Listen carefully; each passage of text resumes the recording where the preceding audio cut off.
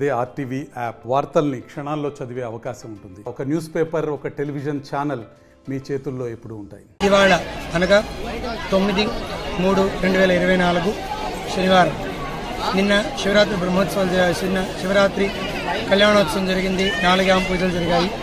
ఇవాళ బ్రహ్మరథోత్సవం ఘనంగా జరుగుతున్నది. ఈ బ్రహ్మరథోత్సవానికి వివిధ రాష్ట్రాల నుంచి కాక దేశ విదేశాల నుంచి కూడా భక్తులు చాలామంది హాజరయ్యి స్వామి యొక్క రథాన్ని లాగి వారి కోరికలు నెరవేర్చుకుని స్వామి యొక్క ఆశీర్వాదాన్ని పొందుతున్నారు. ఇప్పుడు మీరు చూస్తున్నారు శ్రీ వీరభద్ర స్వామి దేవాలయం. అశేష భక్త జనానేకము స్వామివారి దర్శనానికి వచ్చి వారికి జన్మధన్యం చేసుకుంటూ ఉన్నారు.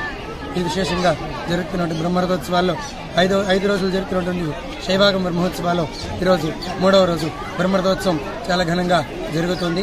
గ్రామ ప్రజల సహకారంతో, అధికారుల సహకారంతో, విశేషంగా భక్తుల యొక్క సహకారంతో బ్రహ్మరథోత్సవం బ్రహ్మాండంగా జరుగుతుంది.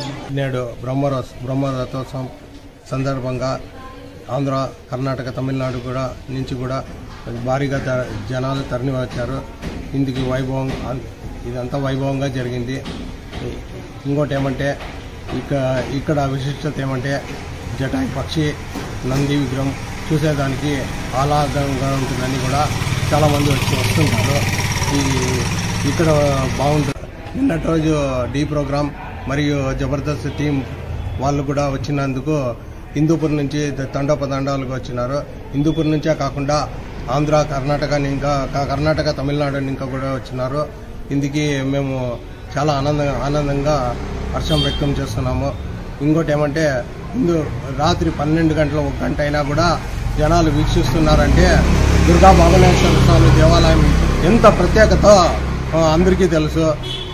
ఇప్పుడు ఈరోజు తేరు పండుగ అంటే అందరూ చాలా బాగా వచ్చి నూతన దంపతులు కూడా వచ్చి స్వామివారిని దర్శించుకుంటారు. ఎందుకు ఏమంటే వాళ్ళ స్వామివారి ఆశీర్వాదం ఉండాలని, ఆ స్వామివారి దగ్గరకు పోతే మంచి జరుగుతుందని అందరూ భావిస్తున్నారు. బ్రహ్మరథోత్సవం సందర్భంగా నూతన దంపతులు కానీ బిడ్డలు కాకుండా వాళ్ళు కానీ వచ్చి ఆ అరటికాయ దవనం తీసుకొని స్వామివారి పైన వేస్తే వీళ్ళకి ఆశీర్వాదం ఉంటుందని